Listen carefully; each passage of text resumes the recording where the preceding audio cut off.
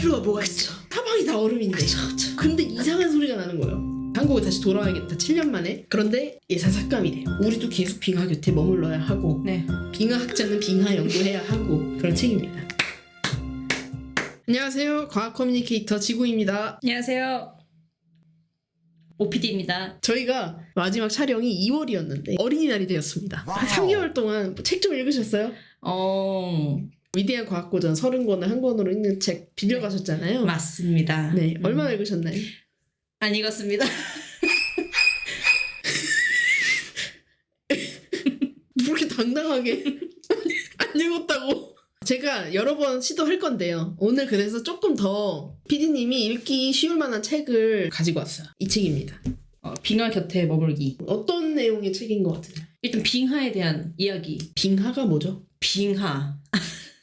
퀴즈를 하나 드릴게요. 눈이 이렇게 쌓여요. 네. 눈이 쌓여서 얼음이 돼요. 얼음 네. 덩어리가 돼요. 예를 들어 남극이라 치면 남극 대륙에 이렇게 다 쌓이고 얼음 덩어리가 되죠. 그게 해안가로 와서는 이제 바닷물을 만나가지고 바닷물 위에 이렇게 뜨기도 해요. 네. 그러다가 뚝 하고 부서져요. 네. 걔가 바다 위에 둥둥 떠 있어요. 네. 얘는 뭘까요? 1번 네. 빙하, 네. 2번 네. 빙상, 3번 빙붕, 4번 빙산, 네. 5번 해빙. 일단 해빙은 아닌 것 같아요. 왜요? 제가 알기로 해빙은 바닷물이 오는 거예요. 오, 바닷물이 오는 것. 어떻게 알았지? 이게 약간 제가 노린 1번 오답인데. 제가 또 알아채버렸죠. 그래서 해빙선이 이제 그걸 이렇게 쇠빙선이에요. 분쇄, 쇠 부순다. 앞으로 가야 되니까요. 해빙선은 저는 처음 들어봅니다. 눈이 아무튼 쌓여서 얼음 덩어리가 되고 이것들이 흐르는 빙하라고 하고 땅 위에 쌓여있는 두꺼운 얼음 덩어리를 네. 빙상이라고 합니다.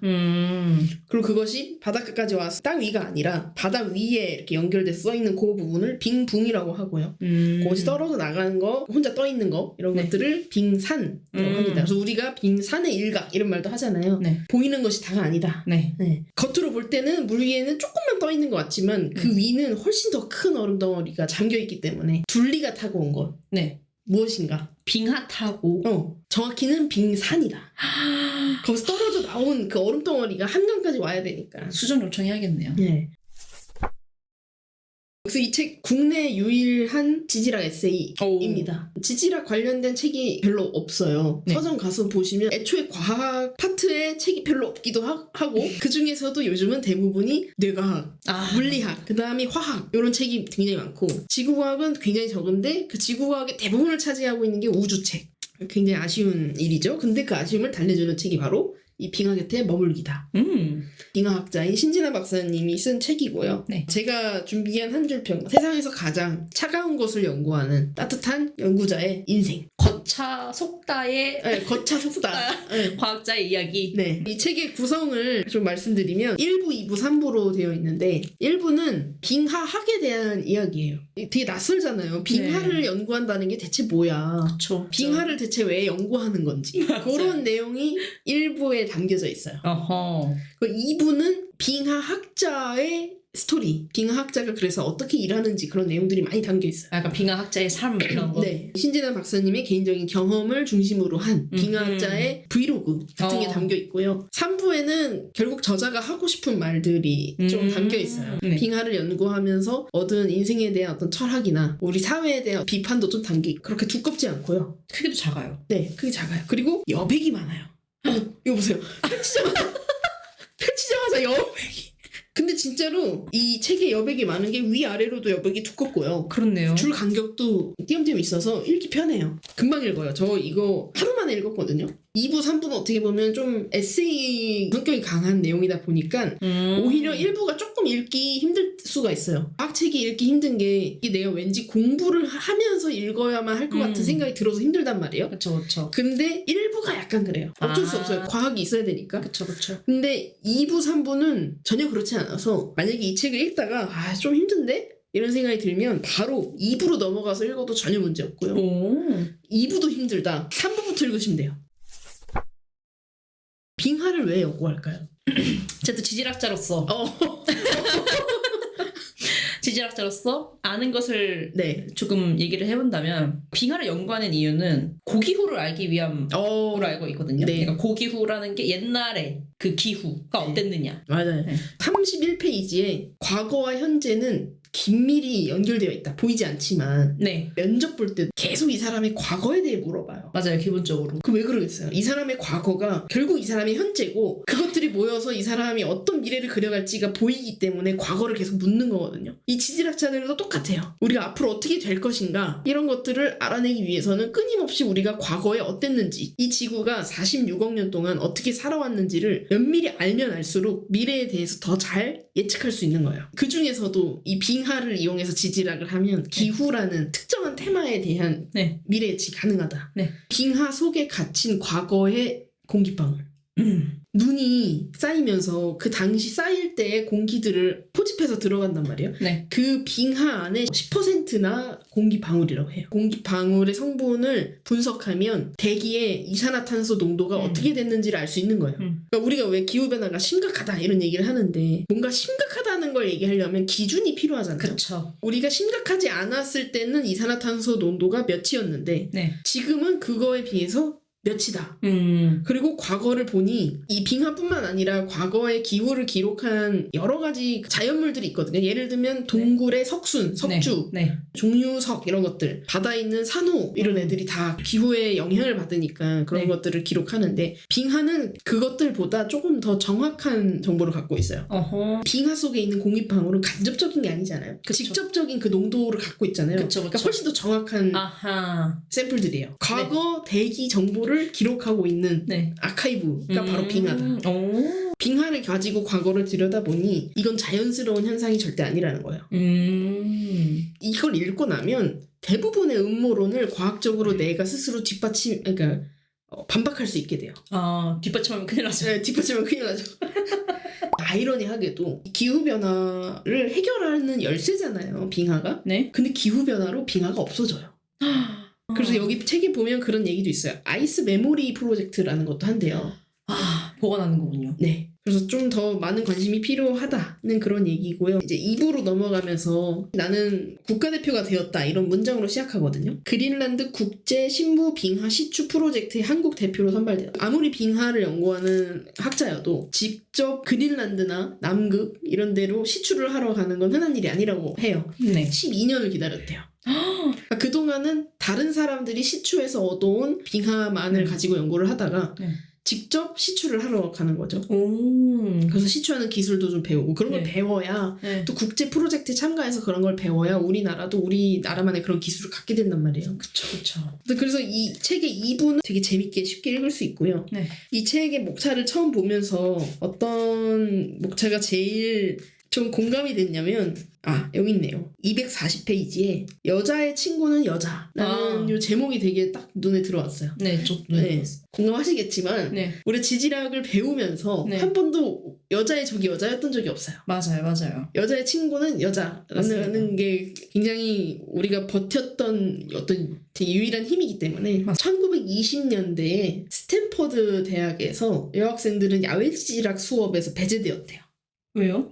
같은 수업 듣는데요? 네. 같은 등록금 내고 다니는데? 네. 일단 여학생이 많이 없기도 했겠지. 여학생이 일단 없어. 그러다가 멜이라는 네. 학생이 들어왔어요. 네. 근데 잠깐 너 여자잖아. 너는 이런 거 못할 것 같은데? 해서 야외지학 수업을 어떻게 해요? 근데 이게 1920년의 일이 아니에요. 2000년대에도 이런 일은 너무너무 많이 일어나요. 그쵸, 그쵸. 지질학과 안에서. 맞습니다. 제가 퇴적 지질학 수업을 들은 게 2017년이거든요. 근데 무조건 남학생하고 조를 이뤄야 된다는 거예요. 그러니까 남학생들끼리 조를 이루는 건 괜찮아요. 네. 여학생들끼리는 안 된대요. 1m by 1m 땅을 파야 됐어요. 맞아요. 못 판다 이거예요, 여자애들은.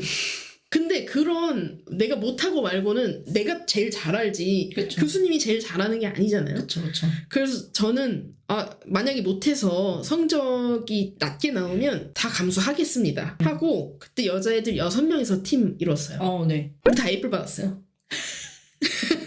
저기 홍천에 가서 네. 강 옆에 있는 네. 퇴적층 보는 거거든요. 삽으로 땅 파서 지하수학을 우리 2학년 때 배우잖아요. 네. 그래서 너무 강 옆에서 파면 네. 물이 나온다는 걸 당연히 알고 있었어요. 아, 그쵸. 당연하죠. 지하수면이 이렇게 되니까. 네. 근데 그 실수를 하지 않은 팀이 유일하게 저희 여성으로 된 여학생으로만 된 팀밖에 없었다. 대체 왜? 그리고 다른 팀은 다 남녀 짝을 이뤄서 갔잖아요. 네, 그래서 그 분위기 아시죠? 아 그쵸. 아 내가 할게. 아 저. 그렇게 해서 열심히 파면 물 나와. 그래서 네. 저희가 제일 빨리 끝났고요. A를 받았습니다. 힘든 거 하나도 없어요. 그리고 이 책에서도 나오는 힘을 많이 써야 되는 일은 어차피 기계가 하기 때문에. 그리고 지질하게 힘이 그렇게 중요한 것도 아니에요. 예를 들어 남자애들이 망치질을 한 번 해서 돌을 깬다. 그럼 우리 10번에서 깨면 돼요. 맞아요. 내가 10번 하는 거를 왜 자꾸 걱정을 하시는지. 제가 또 보면서 조금 슬펐던 것은 행복하지 않습니다라는 제목의 글이 있었어요. 맞습니다. 그게 R&D 삭감에 대한 이야기거든요. 신진아 박사님이 프랑스에서 박사 학위를 하고 한국에 다시 돌아와야겠다. 7년 만에 다시 돌아와요. 그런데 예산 삭감이 돼요.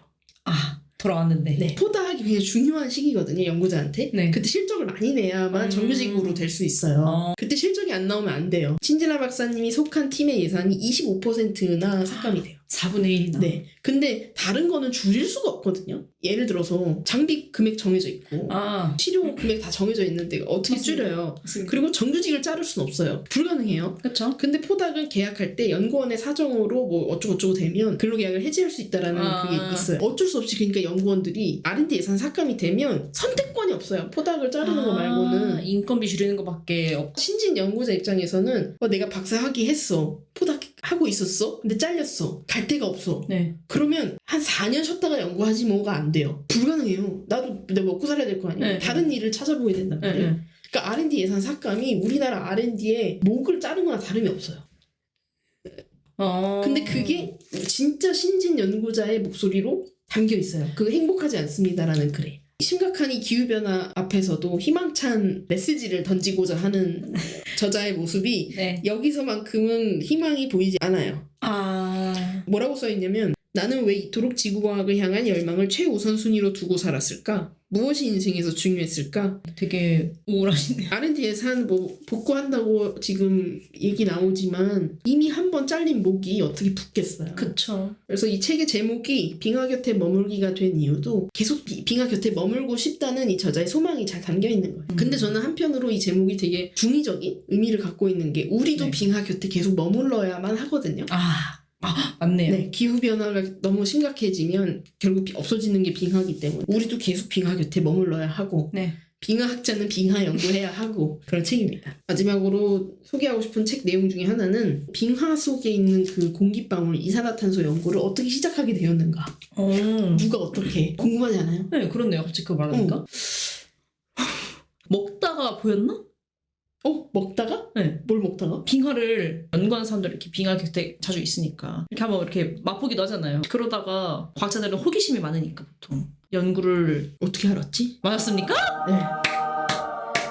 1965년에 어떤 네. 연구자가 빙하를 연구하던 연구자인데 그때까지만 해도 빙하 속의 공기방울을 연구하진 않았던 거예요. 네. 추운 곳에서 이 연구자를 버티게 했던 힘이 위스키 한 잔이래요. 근데 그날따라 얼음이 다 떨어집니다. 근데 걱정할 필요가 뭐가 있어. 사방이 다 얼음인데. 그쵸. 때다가 넣었어. 근데 이상한 소리가 나는 거예요. 톡톡톡톡 하고 뭐야 하고 보니까 여기 안에 공기방울들이 가득해. 근데 잠깐 빙하가 눈이 쌓여서 만들어지는데 그럼 이거는 과거의 공기들이 그대로 저장이 되어 있는 거겠네? 라는 생각을 처음 하게 됐대요. 재밌는 주제죠. 맞습니다. 그래서 당연히 제가 다 소개 못했어요. 여기에 더 재미난 얘기 있어요. 예를 들면 우리가 핵실험했던 게 빙하에 어떻게 기록이 되어 있는지, 그때 우리 인류의 행동이 빙하에 어떻게 기록이 되어 있는지 이런 내용도 있고요. 읽어보실 거죠?